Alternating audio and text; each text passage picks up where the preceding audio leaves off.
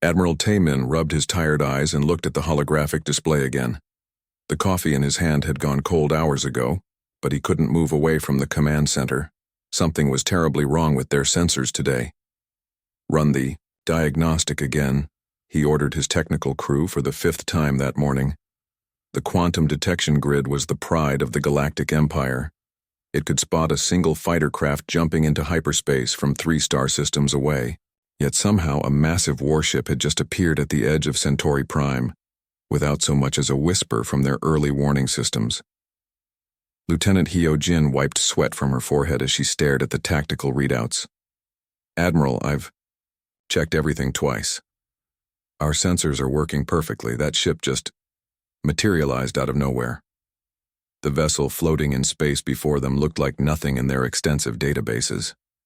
Most Imperial ships were sleek, curved, and elegant. This thing was all sharp angles and brutal efficiency. Its dark gray hull seemed to absorb light rather than reflect it. Strange geometric patterns covered its surface, giving it an almost primitive appearance. "Sir?" called out Captain Minho from the science station, his voice tight with confusion. "I'm getting some very strange readings from that ship. The metal composition doesn't match anything we know.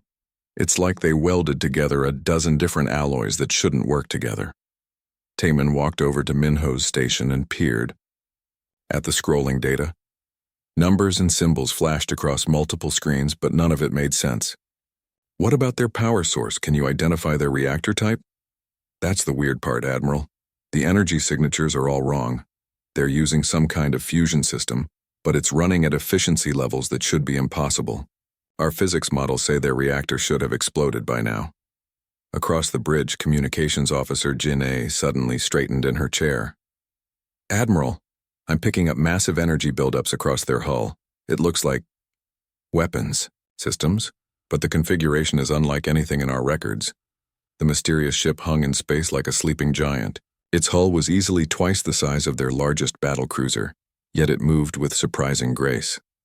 Small thruster ports along its sides fired in precise sequences, keeping it perfectly positioned despite the gravitational pull from nearby planets.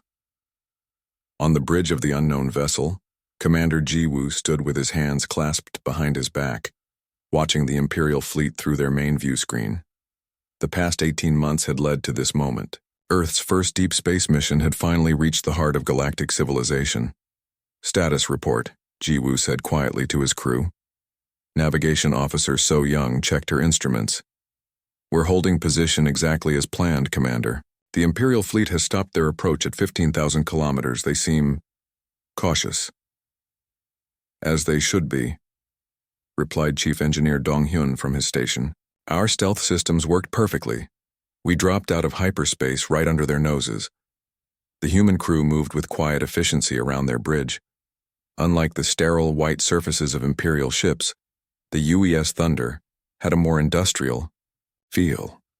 Exposed conduits ran along the walls carrying power to various systems. Status lights blinked in steady patterns, and the low hum of the fusion reactor provided a constant background sound. Tactical Officer Sung Min looked up from his console. "Commander, they're running active scans on our hull. Deep penetration, beams, quantum analysis, the works. They're really trying to peek under our hood." Ji-woo smiled slightly. "Let them scan all they want. Our composite armor will keep our secrets safe." The Thunder's outer hull was humanity's greatest achievement in materials science. Layers of carbon nanotube mesh, titanium steel alloys, and exotic matter compounds created a shell that could deflect everything from laser strikes to scanning beams. To outside observers, it looked like crude patchwork metal. In reality, it was more advanced than anything the galaxy had seen. Back on the Imperial flagship, the science teams were growing increasingly frustrated. Every scan they attempted either bounced off the strange ship's hull or returned garbled, meaningless data. It was like trying to see through a fog made of static electricity. "Admiral," Minho reported with growing concern, "their ship is doing something to our sensors. Every time we try to get a detailed reading, our equipment starts giving us random numbers. It's like they have some kind of interference field." Taemin felt a chill run down his spine. In over 30 years of service, he had never encountered a species that could manipulate Imperial technology so easily. The ship before them represented something new and potentially dangerous. "Sir," Hyojin said urgently, "I'm detecting movement in their weapon systems. Multiple gun ports are opening along their hull. The energy readings are significant." The Thunder's railgun batteries slowly extended from hidden compartments. Unlike the elegant energy weapons of the Empire, these were brutal, mechanical devices designed to hurl chunks of metal at incredible speeds. They looked primitive, but appearances could be deceiving. Jiwoo watched the Imperial ships adjust their positions in response to his weapons display. "Steady, everyone. We're not here to fight. We're here to make history." Emperor Kyung-ho sat on his crystal throne, watching the holographic displays that surrounded him like floating windows into space. The news from Admiral Taemin had reached him within hours. An unknown warship had appeared in their core system, and his military commanders seemed genuinely worried about it. "Bring me Ambassador Dalsu," the Emperor commanded. His voice echoed through the massive throne room, where floating platforms carried his advisors around like busy insects. Dalsu arrived within minutes, his elaborate diplomatic robes flowing behind him as he glided up to the throne on his personal hover platform. The ambassador was the Empire's finest negotiator, known throughout the galaxy for his ability to convince even the most stubborn species to join their civilization peacefully. "Your Majesty," Dalsu bowed deeply. "I assume this concerns the mysterious vessel at Centauri Prime?" "Indeed. Take the diplomatic cruiser Harmony and make contact with these visitors. Follow standard integration protocols. They're probably just another primitive species that stumbled onto basic space travel. We'll welcome them into the Empire as usual." Dalsu nodded confidently. In his 40 years of diplomatic service, he had processed over 200 different species into the Imperial system. The routine was always the same: contact, evaluation, integration, and finally, peaceful absorption into their vast galactic civilization. The Harmony was a beautiful ship, designed more for comfort than combat. Its gleaming white hull curved gracefully like a work of art, with golden decorative strips running along its sides. Inside, luxurious meeting rooms and conference areas waited to welcome new species into the galactic community. As the diplomatic vessel approached the mysterious warship, Dalsu prepared his usual speech. He had given it so many times that he could recite it perfectly while half asleep. The translation systems would convert his words into whatever primitive language these newcomers spoke. "Open a communication channel," Dalsu ordered his communication officer, Lieutenant Yoon Seo. "Channel open, Ambassador. They're receiving our transmission." Dalsu straightened his ceremonial robes and activated the holographic projector that would display his image to the unknown ship. "Unknown vessel, this is Ambassador Dalsu of the Galactic Empire. You have entered Imperial space. Identify yourselves and prepare for integration protocols. We welcome you to the galactic community." He expected the usual response: confusion, primitive attempts at communication, maybe some basic mathematical signals. Instead, a clear, confident voice responded in perfect galactic standard. "Greetings, Ambassador Dalsu. This is Commander Jiwoo of the UES Thunder, representing Earth's United Fleet. We appreciate your welcome, but we come seeking dialogue between equals, not integration into your system." Dalsu's jaw dropped. The communication officer, Yoon Seo, nearly fell out of her chair. Captain Wu Jin, who had been quietly reviewing star charts, turned around with wide eyes. That's impossible," Dalsu whispered, then quickly composed himself and activated the communication system again.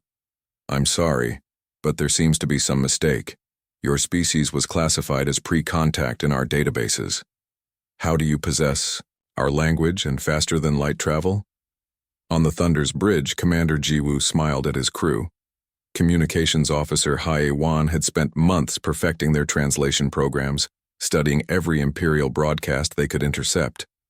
The look of shock on the ambassador's face was exactly what they had hoped for. "We developed our own faster-than-light drive, Ambassador," Jiwoo replied calmly. "As for your language, we've been listening to your transmissions for quite some time. Your entertainment broadcasts are particularly interesting, by the way. We especially enjoyed your historical documentaries about the Zephyr Wars. The revelation hit the Imperial ship like a physical blow. Captain Wu Jin grabbed his communication console and started frantically checking their databases. Ambassador, he whispered urgently. If they've been intercepting our transmissions, they know about our military capabilities, our trade routes, I know, Dalsu said quietly, then turned back to the communication system. Commander, Jiwoo, you claim to have developed independent faster-than-light technology. This has never happened before in galactic history. All spacefaring civilizations have required Imperial guidance to achieve interstellar travel. Well, Jiwoo responded with a hint of amusement in his voice. I suppose there's a first time for everything. We humans have a tendency to do things our own way. Back on the Harmony, the crew was in chaos.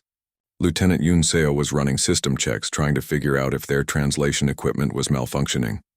Science Officer Min Jae was pulling up old survey reports about Earth, searching for any clue about how this could have happened. Ambassador, Min Jae called out, his voice shaking. I found the original survey data on their planet. It was classified as Level 2 pre-industrial. No spaceflight, no unified government, still using primitive chemical rockets. That was only 50 Earth years ago. Dalsu felt a cold sensation spreading through his chest. 50 years. Most species took centuries to develop, from chemical rockets to interstellar travel. Even with Imperial help, these humans had done it, alone in half a century. Commander Jiwoo, Dalsu said carefully, perhaps we could arrange a meeting aboard my vessel? We have much to discuss. I appreciate the offer, Ambassador, but I think neutral space would be more appropriate. How about we meet halfway between our ships? I'll bring a shuttle, if you will.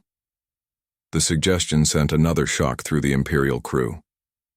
In all of galactic history, new species always came aboard Imperial vessels as guests. They never suggested neutral meetings. They certainly never spoke as if they were equals. Captain Wu Jin leaned over to Dalsu and whispered, Sir, this is completely outside standard protocols. What should we do? Dalsu stared at the view screen showing the massive human warship. Its angular, threatening design suddenly seemed less primitive and more purposeful. I think, he said slowly, we're going to have to write some new protocols. Chief Science Officer Yoon Ah stared at her computer screens in complete bewilderment. She had been studying alien technology for over 20 years, but nothing had prepared her for this. The data streaming in from their scans of the human warship made no sense according to everything she knew about physics and engineering. Run the fusion reactor analysis again, she told her assistant, Lieutenant Seung Ho. There has to be an error in our readings. Seung Ho's fingers danced across his control panel, initiating another deep scan of the Thunder's power systems. The results came back identical to the previous 12 attempts. Ma'am, the readings are consistent. Their fusion reactor is somehow achieving 93% energy conversion efficiency. Yuna felt a headache building behind her eyes. That's impossible. The theoretical maximum for fusion reactions is 78%, and we've never seen anything above 65% in practical applications. Their reactor should have melted itself into slag hours ago. From across the research lab, Dr. Chang Min called out from his workstation. Chief, you need to see this. I've been analyzing their weapon systems, and the results are disturbing. Yoon-ah floated over to his station on her hover platform. The holographic display showed a detailed breakdown of the Thunder's armaments. Instead of the elegant energy, weapons used throughout the galaxy, the human ship bristled with crude-looking mechanical devices. These appear to be kinetic weapons, Chang Min explained, pointing at the rotating gun barrels visible along the ship's hull. They're literally throwing chunks of metal at their targets. It's the most primitive weapon design I've ever encountered. Then, why are you calling it disturbing? Yuna asked. Chang Min pulled up a tactical simulation. Because, Chief, these primitive weapons can punch through our strongest shields like they're made of paper. Watch this. The simulation showed a single projectile from the human ship striking an Imperial battlecruiser. The metal slug, accelerated to incredible speeds by magnetic rails, completely ignored the energy shields and tore through the hull, like a hot knife through butter. Our shields are designed to deflect energy weapons and plasma bolts, Changmin continued. They're completely useless against solid projectiles moving at these velocities. It's like trying to stop a speeding train with a flashlight beam. Meanwhile, Navigation Officer Heijin was having her own crisis of understanding. Chief Yuna, I need your help over here. I'm trying to analyze their faster-than-light navigation system, but my computers keep crashing. Yuna glided over to Heijin's station, where multiple displays showed error messages and corrupted data streams. What's the problem? Their navigation uses mathematical models that our computers can't process. Look at this. Heijin brought up a partial scan of the Thunder's navigation computer. They're using some kind of multi-dimensional calculus that treats space-time as a flexible fabric rather than a fixed framework. That's ridiculous, Yuna said automatically. Space-time is constant. You can't just bend it to your will. Tell that to their ship, Heijin replied grimly. Because somehow they're doing exactly that. Their FTL drive doesn't tunnel through hyperspace like ours does. It actually warps space around the ship, creating a bubble of compressed space-time that allows them to travel faster than light without technically breaking the speed barrier. The research lab fell silent as the implications sank in. The humans weren't just using different technology. They were operating on completely different scientific principles. Everything the Empire thought it knew about physics was being challenged by this single ship. Admiral Taemin's voice crackled through the communication system. Chief Yuna, report to the bridge immediately. We need answers. Yuna arrived on the bridge to find Admiral Taemin pacing back and forth like a caged animal. The main view screen showed the Thunder hanging in space, its angular hull now seeming more ominous than primitive. Well, Taemin demanded, can you explain how they're doing the impossible? Sir, Yuna began carefully, I don't think they're doing the impossible. I think they've found different ways to do what we consider possible. Their technology doesn't violate the laws of physics, it just uses laws we've never discovered. Before Taemin could respond, the communication system activated. Commander Jiwoo's voice filled the bridge. Admiral Taemin, Chief Science Officer Yuna, I hope you're finding our technology interesting. We'd be happy to arrange a technical exchange if you're curious about our methods. On the Thunder's bridge, Chief Engineer Dong Hyun was watching the Imperial scans with obvious amusement. His workstation showed every attempt the Imperial scientists were making to understand their systems. Commander, Dong Hyun said with a grin, they're really struggling with our railgun arrays. Their computers keep trying to classify them as energy weapons because they can't believe anyone would use kinetic projectiles in space combat. Jiwoo chuckled. Their entire military doctrine is based on energy shields and plasma weapons. They've probably never encountered pure kinetic force in battle. It's like watching someone try to understand a hammer when they've only ever used screwdrivers, added Tactical Officer Sungmin. They keep looking for energy signatures and power coupling, instead of realizing it's just really advanced mechanical engineering. Communications Officer Hae-won looked up from her station. Sir, I'm intercepting their internal communications. Their science teams are arguing about whether our fusion reactor violates thermodynamics.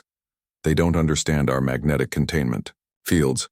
To be fair, Donghyun said, our containment system would seem impossible to them. We're using quantum field manipulation to create magnetic bottles that are literally stronger than the nuclear forces trying to escape. It took us 30 years to figure out how to make it work. Jiwoo nodded thoughtfully. They've been using the same technology for thousands of years. They've perfected it, but they've also become trapped by it. We had to start from nothing, so we found different solutions. The human crew watched as more Imperial research vessels arrived, each one trying to scan their ship with increasingly sophisticated equipment. None of it worked.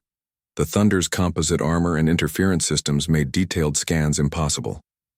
Should we show them more of our capabilities? Asked Weapons Officer Junho. Not yet, Jiwoo replied. Let them think. Sometimes the best way to learn is to struggle with a problem until you find your own answer. Back on the Imperial research vessel, Yuna was staring at a holographic display of the Thunder's engine configuration. The human ship used a combination of fusion rockets and gravity manipulation that created thrust patterns she had never seen before. They're not just more advanced, she whispered to herself. They're completely different. It's like they evolved on a different planet with different physics. The irony of her statement wasn't lost on her. They had evolved on a different planet, and they had indeed discovered different ways to manipulate the same physical laws. The humans hadn't broken the rules of the universe. They had simply found rules that the Empire had never bothered to look for. The emergency session in the Imperial Command Center was getting heated. General Kwang-Su slammed his fist on the holographic table, making the star charts flicker and dance. His face was red with anger, and his voice echoed through the massive chamber. "This is unacceptable," he shouted at the assembled military leaders. "No species has ever refused integration into our empire. These humans are setting a dangerous precedent that could inspire rebellion across the galaxy." Admiral Taemin tried to keep his voice calm, but even he was feeling the pressure from his superiors. "General, perhaps we should continue diplomatic talks. They seem reasonable enough." "Reasonable?" General Kwang-Su laughed bitterly. "They appeared in our core system without warning, refused to follow our protocols, and now they're sitting there like they own the place. This ends now." Minister of Defense Byung-ho nodded in agreement. "The general is right. Every subject species is watching this situation. If we appear weak, it could destabilize our entire structure of governance." Within hours, new orders reached Admiral Taemin aboard his flagship. The message was clear: bring the humans into compliance by force if necessary. Taemin stared at the sealed orders with growing dread. He had a bad feeling about this. "Communications," he called to Lieutenant Yoon-ji. "Send a message to all ships in Battle Group 7. Form up around the human vessel. Standard escort formation." The Imperial fleet moved with practiced precision. 7 massive battle cruisers, each bristling with energy weapons and protected by advanced shielding, took positions around the Thunder. Their hulls gleamed like polished jewels in the starlight, decorated with the golden symbols of Imperial authority. On the Thunder's bridge, Tactical Officer Sungmin watched the Imperial ships surround them. "Commander, we're being boxed in." 7 battle cruisers in attack formation. Commander Ji-woo remained perfectly calm as he studied the tactical display. "Any hostile targeting locks?" "Not yet, sir, but their weapon systems are powered and ready." "Maintain our position," Ji-woo ordered. "Let's see what they want to do." Admiral Taemin opened a communication channel to the Thunder. His voice was stern but professional. "Commander Ji-woo, by order of the Imperial High Command, you will surrender your vessel for inspection and integration. This is not a request." Ji-woo's response was equally professional but firm. "Admiral, I respect your position, but we cannot comply with that order. Earth's United Fleet operates under its own authority." The bridge of Taemin's flagship fell silent. No one had ever simply said no to an Imperial demand. It was like watching someone refuse gravity or deny the existence of stars. "Sir," whispered Captain Minho, "what do we do now?" Taemin felt the weight of thousands of years of Imperial tradition pressing down on him. His orders were clear. "Weapons," fire warning shots across the human vessel's bow. "Show them we're serious." The Imperial battle cruisers opened fire simultaneously. Brilliant streams of plasma energy lanced through space, designed to pass just in front of the Thunder's hull. It was a classic intimidation tactic that had worked on countless species throughout galactic history. What happened next shocked everyone. The Thunder's hull suddenly bristled with small weapon turrets that appeared from hidden compartments.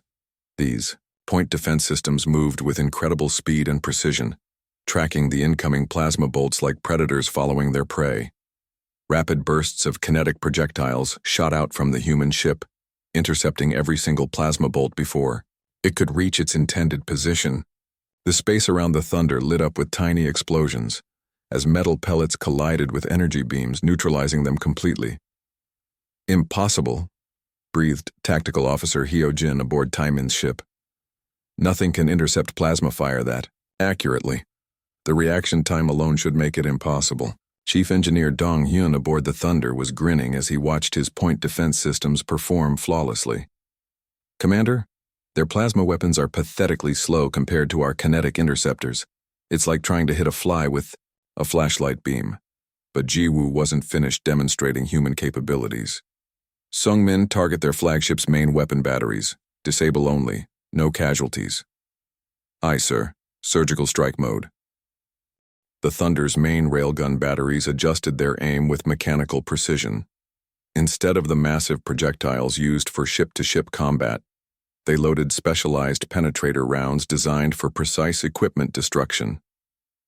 6 small, kinetic projectiles launched simultaneously from the Thunder, each one aimed at specific weapon systems on Admiral Taemin's flagship. The metal slugs moved so fast they were invisible to the naked eye, covering the distance between ships in less than 2 seconds. The results were devastating in their precision.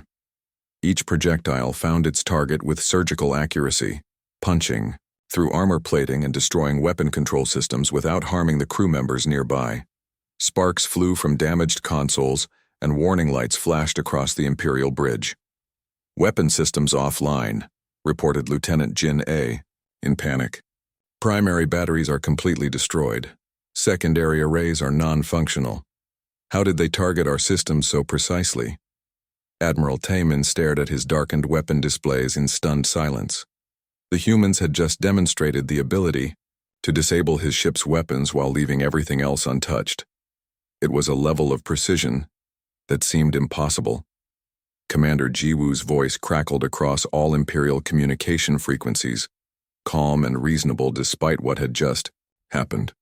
"Admiral Taemin, we have no desire for conflict, but we will defend ourselves if necessary. We've demonstrated that we can protect ourselves without causing casualties. We propose returning to more civilized discussions." On the bridges of the other Imperial ships, crews stared at their admiral's disabled flagship in shock. The humans had just neutralized the most powerful warship in the fleet without killing a single person. It was a display of both overwhelming capability and remarkable restraint. "Sir?" Communications Officer Yoon-ji said with a trembling voice. "They're receiving surrender requests from 3 of our escort vessels. The captains are asking permission to withdraw." Admiral Taemin closed his eyes and took a deep breath. In 30 years of military service, he had never encountered a situation like this. The humans weren't primitive barbarians to be conquered. They weren't advanced allies seeking friendship. They were something entirely new. Equals who demanded respect through strength rather than requesting it through diplomacy.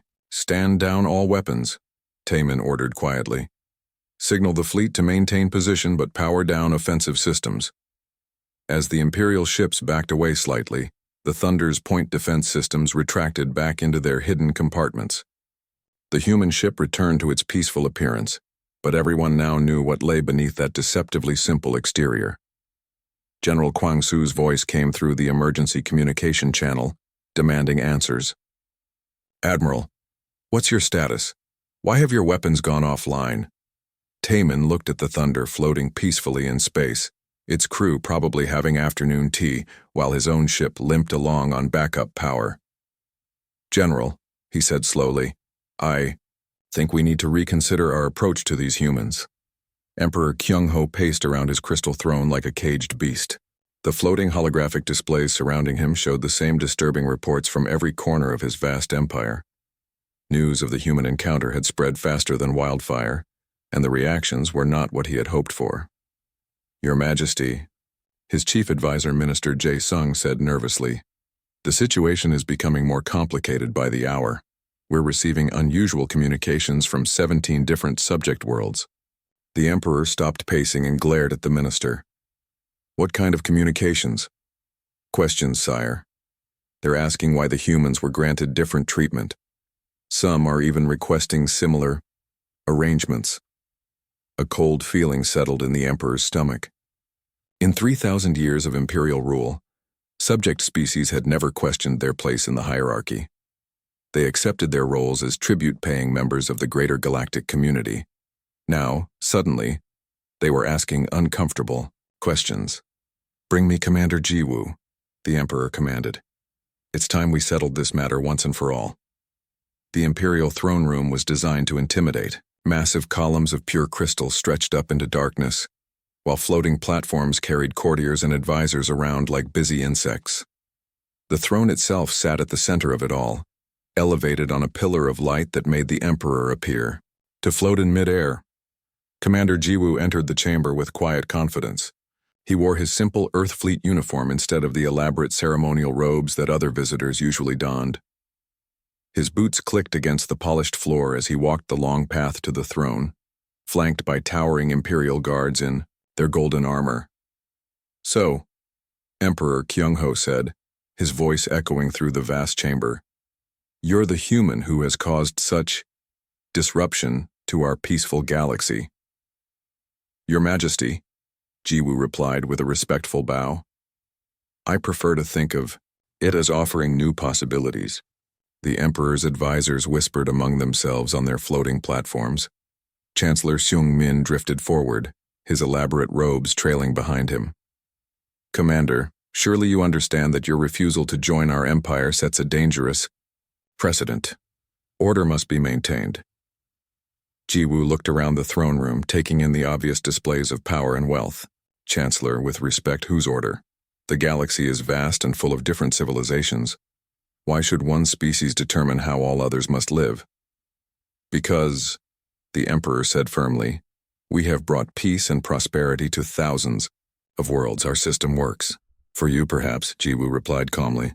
"But what about the species that might have different ideas about peace and prosperity? What about those who want to chart their own course among the stars?" Minister Jae-sung floated closer to the throne and whispered urgently in the Emperor's ear. "Sire, if we allow this precedent, other species might demand independence. The tribute system could collapse." The Emperor studied Jiwoo carefully. The human commander showed no signs of fear or intimidation, despite being surrounded by the most powerful individuals in the galaxy. There was something unsettling about his quiet confidence. "What exactly are you proposing?" the Emperor asked. Jiwoo stepped forward slightly. "We propose something that has never existed before in galactic history. A mutual defense pact between equals. Earth offers friendship, technological exchange, and military cooperation. Not submission, not tribute, but true partnership." The throne room erupted in shocked whispers. Several advisors nearly fell off their floating platforms. Chancellor Seung-min's face turned pale with horror. "Impossible," Seung-min sputtered. "No species has ever been granted equal status with the Empire. Such an arrangement would undermine everything we've built." "Perhaps," Jiwoo said thoughtfully, "it's time to build something better." The Emperor felt a headache building behind his eyes. "Commander, you don't understand the implications of what you're suggesting. Other species will demand similar treatment. The entire structure of our civilization could collapse." "Maybe they should demand better treatment," Jiwoo replied without hesitation. "The galaxy is vast enough for multiple paths to the stars. Why limit yourselves to just one way of doing things?" Before anyone could respond, Minister of Communications Hae-won rushed into the throne room on his hover platform, looking panicked. "Your Majesty, urgent reports from the outer systems." "What now?" the Emperor demanded. "The Centauri Mining Guild has formally requested renegotiation of their tribute agreement. The Vega Agricultural Collective is asking for reduced taxation. The Beta Sector Trade Federation wants representation in imperial decision-making processes." The Emperor's worst fears were coming true. Word of the human encounter was inspiring other species to question their place in the imperial hierarchy. The careful balance of power that had maintained galactic peace for millennia was beginning to crack.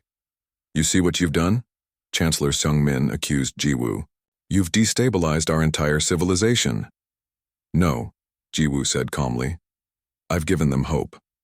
Hope that there are alternatives to eternal subservience. Hope that different species can work together as partners rather than rulers and subjects." "Emperor." Kyung-ho stood up from his throne, causing a ripple of tension throughout the chamber. For several long moments he stared at the human commander in silence. The future of galactic civilization hung in the balance. "If I refuse your proposal," the Emperor said slowly, "what will you do?" "We'll leave," Jiwoo replied simply. "Earth has no desire to conquer or control. We'll return to our own space and continue developing our civilization.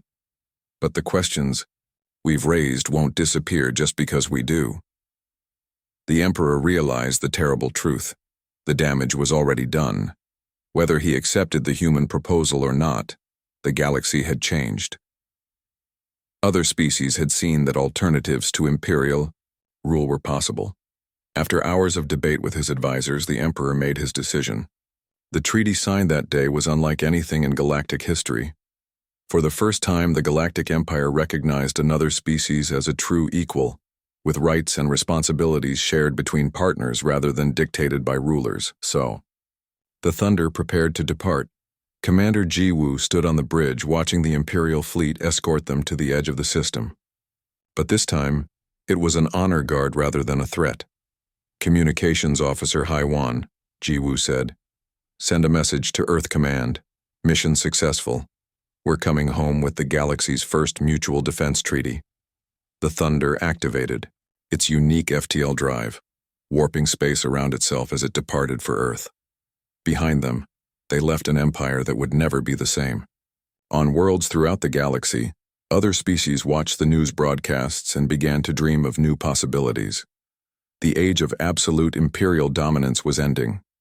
A new era of galactic cooperation was beginning, and humanity had shown the way forward. The galaxy would never be the same again. Binge.